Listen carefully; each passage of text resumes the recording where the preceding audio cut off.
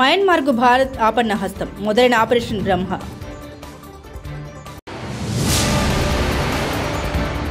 TDP 43వ ఆవిర్భావ దినోత్సవ వేడుకల్లో పాల్గొన్న ముఖ్యమంత్రి Shri Nara Chandrababu Naidu.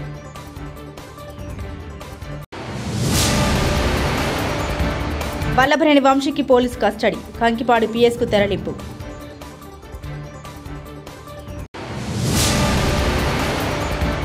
Telangana cyber security bureau నిజంగా సైబర్ పెట్రోలింగ్ చేస్తున్నారా? ఆర్ఎస్ ప్రవీణ్ కుమార్. వరుస భూకంపాలతో మయన్మార్, థాయిలాండ్ దేశాలు అల్లాడుతున్నాయి. రిక్టర్ స్కేల్ మీద ఈ భూకంప తీవ్రత 7.7 పాయింట్స్గా నమోదైంది. భూకంప దాటికి మయన్మార్, థాయిలాండ్ దేశాల్లో పెద్ద పెద్ద భవనాలు, చెట్లు కుప్పకూలాయి. శిథిలాల కింద వందలాది మంది చిక్కుకున్నారు. మరెంతో మంది ప్రాణాలు కోల్పోయారు. ఎక్కడ చూసినా కూలిపోయిన భవనాలు, శిథిలాల కింద నుండి వినిపిస్తున్న కాపాడండి అనే శబ్దాలు, శవాల గుట్టలు కనిపిస్తున్నాయి. ఇప్పటికే థాయిలాండ్ రాజధాని బ్యాంకాక్లో కూడా భూ విలయం విధ్వంసం సృష్టించింది. ప్రభుత్వం, ఆర్మీ సహాయక చర్యల్లో బిజీగా ఉంది. ఇదిలా ఉండగా ప్రకృతి విపత్తుతో అల్లాడుతున్న మయన్మార్ను ఆదుకునేందుకు భారత్ ముందుకొచ్చింది. మయన్మార్కు ఆపన్న హస్తం అందించింది. రేవంత్ రెడ్డి ఆదేశాలతో అక్రమ కేసులు పెడుతున్న కొందరు పోలీసు అధికారులు గుర్తుంచుకోండి. రాబోయే రోజుల్లో తీవ్రమైన పరిణామాలు ఉంటాయి. రిటైర్డ్ అయినా, ట్రాన్స్ఫర్ అయినా వదిలిపెట్టాం. సిద్దిపేట కమిషనర్ ఆఫ్ పోలీస్ గారు కూడా గుర్తుంచుకోండి. రాబోయేది బీఆర్ఎస్ ప్రభుత్వమే. అప్పుడు ట్రిబ్యునల్ వేస్తాం. చట్టాన్ని అతిక్రమించిన పోలీస్ భారీ మూల్యం చెల్లించుకుంటారు. ఆర్ఎస్ ప్రవీణ్ కుమార్. మాత్రం మీరు చించేయలేరు. మీరు చించేయాలనుకున్న కోర్టులో ఎఫ్ఐఆర్ ఉంటుంది. Everything is digitised. మా ప్రభుత్వం వచ్చిన తర్వాత మేము ఈ రికార్డులన్నింటిలోకి పోతాం. పోయిన తర్వాత ఈ అక్రమాల మీద, ఈ పోలీసు రేవంత్ రెడ్డి ఆదేశాలకు, ఈ దారుణాల మీద ఎవరైతే పోలీస్ ఆఫీసర్లు ఉన్నారో, ఉదాహరణకు సిద్దిపేట కమిషనర్ ఆఫ్ పోలీస్, మీరు ఇలా సోమోటో పెట్టిర్రు మేడం. మీరు సోమోటో పెట్టి ఒక సోషల్ మీడియా యాక్టివిస్ట్ మీద చేయని నేరానికి అతని మీద మీరు కేసు పెట్టారు. కానీ హరీష్ రావు గారిని, కేటీఆర్ గారిని పెట్రోలు పోసి చంపుతామన్న మైనంపల్లి హనుమంతరావు మీద మీరు ఇంతవరకు ఎఫ్ఐఆర్ బుక్ చేయలేదు. This we will remember. మేము రిక్వెస్ట్ చేసినా మీరు ఏం చేశారు? పబ్లిక్ ప్రాసిక్యూటర్కి పంపించి లీగల్ ఒపీనియన్ తీసుకుని సివిల్ కేసు అన్నారు. ఒక మనిషి ఇంకొక మనిషిని పెట్రోల్ పోసి చంపుతామంటే సివిల్ కేసు ఎట్లయితుంది మేడం?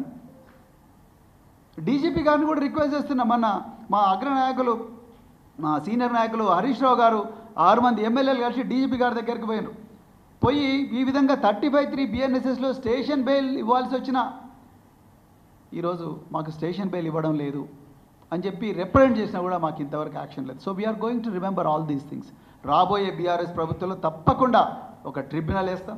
ట్రిబ్యునల్ వేసి ఏ అధికారులైతే చట్టాన్ని ఉల్లంఘించి రాజ్యాంగం ఇచ్చిన ప్రాథమిక హక్కులు ఆర్టికల్ 14, ఆర్టికల్ 19, ఆర్టికల్ 20, ఆర్టికల్ 21 జీవించే హక్కును హరించే ప్రయత్నం చేసినరో, చట్టం చెప్పకుండా చట్టాన్ని అతిక్రమించి పనిచేసినరో, రేవంత్ రెడ్డి ఆఫీస్ చెప్పిన అక్రమ ఆదేశాలను పాటిస్తూ ప్రజల జీవితాలతో ఆడుకునే ప్రయత్నం చేసినరో, ఆ ఆఫీసర్లు భారీ మూల్యం చెల్లించుకునే ప్రమాదం ఉన్నది.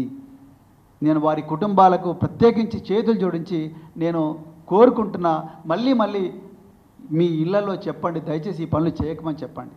మీరు మాకు ఫేవర్ చేయాల్సిన అవసరం లేదు. మళ్ళీ చెప్తున్నా, we don't need any favour from you. All the favor that we are requesting, we are praying for is fairness. Krishna జిల్లాలోని ఆత్కూరు భూ కబ్జా కేసులో వైకాపా మాజీ ఎమ్మెల్యే వల్లభనేని వంశీని పోలీసులు ఒకరోజు కస్టడీకి తీసుకున్నారు. వైద్య పరీక్షల అనంతరం ఆయన్ను కంకిపాడు పీఎస్కు తరలించారు. ఈ కేసుకు సంబంధించి ఆయన్ను పోలీసులు ప్రశ్నిస్తున్నారు. ఆత్కూరు పోలీస్ స్టేషన్ పరిధిలో భూ వివాదానికి సంబంధించి శ్రీధర్ రెడ్డి అనే వ్యక్తి ఫిర్యాదుతో ఉంగుటూరు పోలీస్ స్టేషన్లో వంశీపై కేసు నమోదైంది. గన్నవరం తెదేపా కార్యాలయంపై దాడి కేసులో ప్రస్తుతం వంశీ విజయవాడ జైల్లో రిమాండ్ ఖైదీగా ఉన్నారు.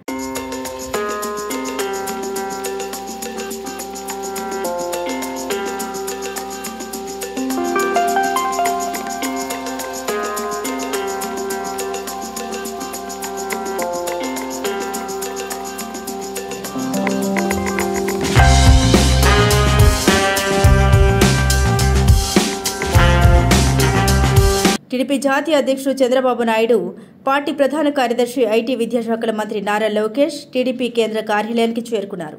ఈ సందర్భంగా టీడీపీ కార్యాలయంలో పార్టీ పతాకాన్ని చంద్రబాబు ఆవిష్కరించారు. అనంతరం స్వర్గీయ ఎన్టీఆర్ విగ్రహానికి సీఎం చంద్రబాబు, మంత్రి లోకేష్, రాష్ట్ర అధ్యక్షులు పల్లె శ్రీనివాసరావు నివాళులర్పించారు. ఈ సందర్భంగా చంద్రబాబు నాయుడు మాట్లాడారు. తెలుగుదేశం పార్టీ ఆవిర్భావ దినోత్సవం సందర్భంగా పార్టీ నాయకులు, కార్యకర్తలకు శుభాకాంక్షలు తెలిపారు. పార్టీ నేతలకు అందరికీ కూడా తెలుగుదేశం పార్టీ ఆవిర్భావ దినోత్సవంగా శుభాకాంక్షలు, అభినందనలు, శుభాభినందనలు. ఇప్పుడే చాలామంది మాట్లాడారు, పార్టీ విషయాలన్నీ కూడా చెప్పారు. ఒకసారి మనందరం ఆలోచిస్తే 43 సంవత్సరాలు పూర్తి చేసుకుని 44వ సంవత్సరంలో అడుగుపెట్టాం. ఒక మహనీయుడి యొక్క విజన్. మామూలుగా అధికారం కోసం రాలేదు. రాష్ట్రంలో జరిగే పరిస్థితులన్నీ కూడా చూసిన తర్వాత శ్రేయోభిలాషులతో మాట్లాడాలి. 40 సంవత్సరాలుగా నన్ను ఆదరించారు, తిరిగి వాళ్ళ రుణం తీర్చుకోవాలని ఒక్క ఆలోచనతో ఎమ్మెల్యే క్వార్టర్లో ఒక్క మీటింగ్ పెడితే ఆ మీటింగ్తో ఆయన అక్కడికి వస్తున్నాడంటే ఒక ప్రభంజనంగా ప్రజలందరూ ఇక్కడికి వస్తే ఆ ఎమోషన్లో ఈ రాష్ట్రం కోసం పుట్టిన పార్టీ తెలుగుదేశం పార్టీ, అది కూడా ఎమ్మెల్యే క్వార్టర్స్లో ఒక ఆవేశంలో పుట్టింది. ఒక ఆదర్శం కోసం పుట్టిన పార్టీ తెలుగుదేశం పార్టీ. అదే ఒక సంచలనం, అదే ఒక శక ఆరంభం, అదే ఈ రాష్ట్రానికి ఒక చారిత్రక అవసరంగా మారే పరిస్థితి వచ్చింది. అలాంటి మహనీయుడు పెట్టిన స్ఫూర్తి మనందరిలో ఉంది. ప్రపంచ చరిత్రలో ఇప్పుడు కూడా ఎవ్వరూ ఈ రికార్డు బ్రేక్ చేయలేరు. పార్టీ పెట్టి 9 నెలల్లో అధికారం వచ్చిన ఏకైక పార్టీ ప్రపంచంలో తెలుగుదేశం పార్టీ. ఇంకొక పక్క ఎన్టీఆర్ లాంటి వ్యక్తి మళ్ళా పుట్టడు. పుట్టాలంటే మళ్ళీ ఎన్టీఆర్ పుడితే తప్ప ఎవరికి ఆ గుర్తింపు రాదని చెప్పి కూడా నేను మీకు తెలియజేస్తున్నా. అంతవరకు రాజకీయాలు చూస్తే ఒక పరిపాలన, పెత్తందారి వ్యవస్థ. మామూలుగా ఎమ్మెల్యేలంటే అందులో షెడ్యూల్ కులాలంటే చదువు రాని వాళ్ళని పెట్టి ఎక్కడికక్కడ పెత్తనం చేసే రోజులవి. మొట్టమొదటిసారిగా ఎన్టీ రామారావు గారు వచ్చిన తర్వాత చదువుకున్న వారిని రాజకీయాల్లోకి తెచ్చిన ఏకైక నాయకుడు నందమూరి తారక రామారావు గారని చెప్పి మీకు విజ్ఞప్తి చేస్తున్నా. అది కూడా ఒక విజన్. రాష్ట్రం బాగుండాలంటే యువ రక్తం రావాలి. అంతవరకు ట్రెడిషనల్గా ఉండే పాలిటీషియన్స్ పోవాలి. అదే మరిగా చదువుకున్న వ్యక్తులు రావాలని ఆ రోజు ఆలోచించిన వ్యక్తి ఎన్టీ రామారావు గారు. ఇంకో పక్క మీరు ఒక్కసారి చూస్తే అంతవరకు పరిపాలనకే పరిమితమైన ప్రభుత్వాలు పేదల సంక్షేమానికి నాంది పలికిన మహానుభావుడు ఎన్టీ రామారావు గారు అని చెప్పి నేను మీకు తెలియజేస్తున్నా. ఇదే కాదు, అప్పటి వరకు ఎంతోమంది మనం చూసాం పరిపాలనలో అనుభవం ఉండి ఎలాంటి సంస్కరణలు చేయని వ్యక్తులు. ఉండమ్మా, ప్లీజ్ ఉండు. తమ్ముడు ఉండు, మాట్లాడుతూ ఉండండి. మీ సమస్య మీది, మీకు చెప్పాం కదా, మాట్లాడతాం కదా, మీ పనులుగా చేయడానికి. కూర్చోండి. వాళ్ళ ఆ పక్కది ఏంటి, కొంచెం కూర్చోండి. తిరుమలలో అరాచకాలు పెరిగిపోయాయని మండిపడ్డారు వైఎస్ఆర్సీపీ నేత టీటీడీ మాజీ చైర్మన్ భూమన కరుణాకర్ రెడ్డి. పాప ప్రధానిగా భావించే పాప వినాశనంలో పవిత్ర జలాలను అపవిత్రం చేశారని ధ్వజమెత్తారు భూమన. ఈరోజు తిరుపతి నుండి ప్రెస్ మీట్లో భూమన మాట్లాడారు. తిరుమల పాప వినాశనంలో బోటు షికారు ట్రయల్ రన్ చేశారు. కూమింగ్ కోసమని బోటు తిప్పామని అన్నారు. అటవీ శాఖ ట్రయల్ రన్ నిర్వహిస్తున్నామని తెలిపారు. అనితర మేము వేసిన ప్రశ్నలకు సమాధానం ఇవ్వలేదు.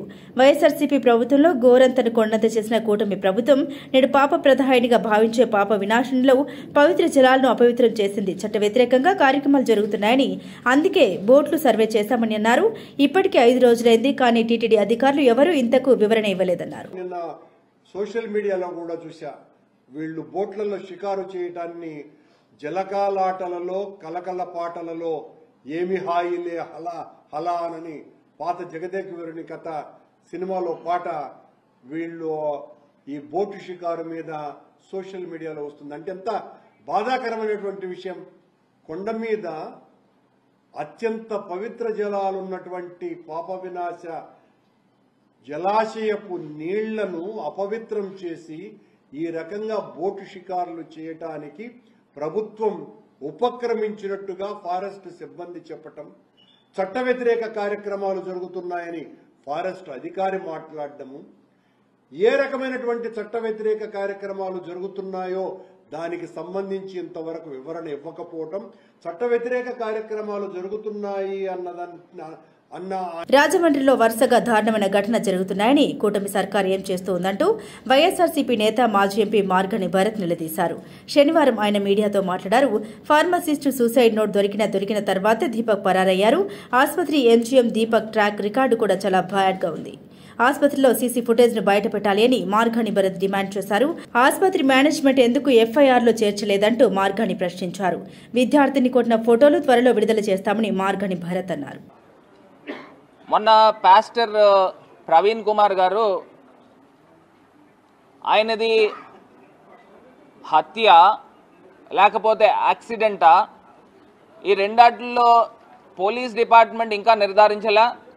నాకు తెలిసి మరి నిన్నటిదాకా కూడా పోస్ట్ మార్టం రిపోర్ట్లో డాక్టర్స్ కూడా ఇంకా ఏం రకమైన వాళ్ళు అనౌన్స్మెంట్ చేయలే.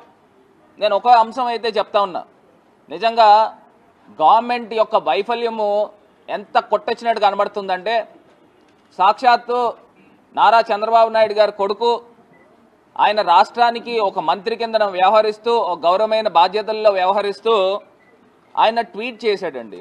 నారా లోకేష్ గారి ట్వీట్ ఏంటంటే,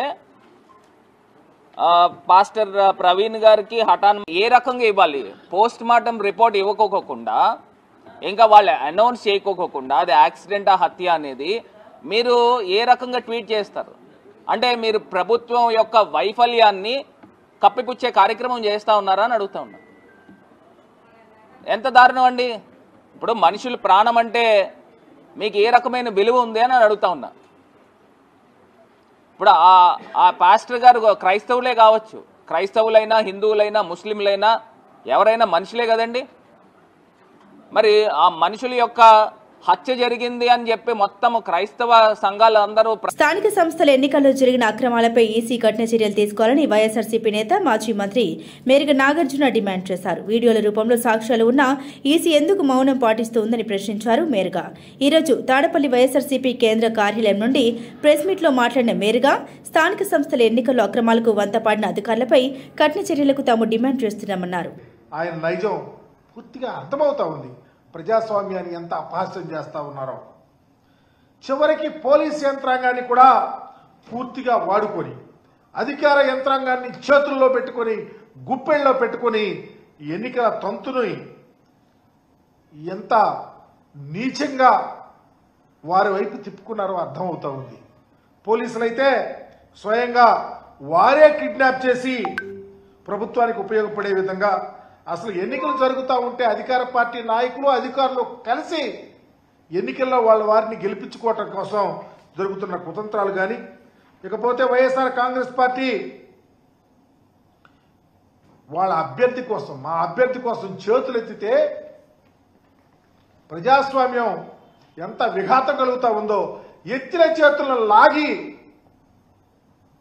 స్వయాన మహిళలను కూడా చూడకుండా దించేసి భయపెడితే వారి మీద మినిమం చర్యలు లేవు. ఎందుకంటే ఆంధ్రప్రదేశ్లో ఇంత దారుణాలు ఈ చీకటి రోజులు వస్తాయని ఎవరు ఊహించలా. ఎన్నికలు ఎలా నిర్వహిస్తున్నామంటే, ఈ దేశంలో ప్రజాస్వామ్యం ఉందా, ఉంటే ఎందుకు ఇలాంటి ఎన్నికలు జరుగుతూ ఉన్నాయి, ఇలా జరుగుతూ ఉన్నారు, అప్రజాస్వామ్యంగా అనిపిస్తూ ఉంది. మయన్మార్కు భారత్ ఆపన్న హస్తం, మొదలైన ఆపరేషన్ బ్రహ్మ.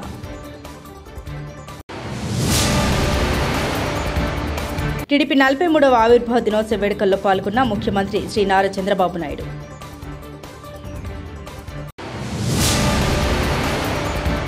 వల్లభనేని వంశీకి పోలీస్ కస్టడీ, కంకిపాడు పీఎస్కు తెరలింపు.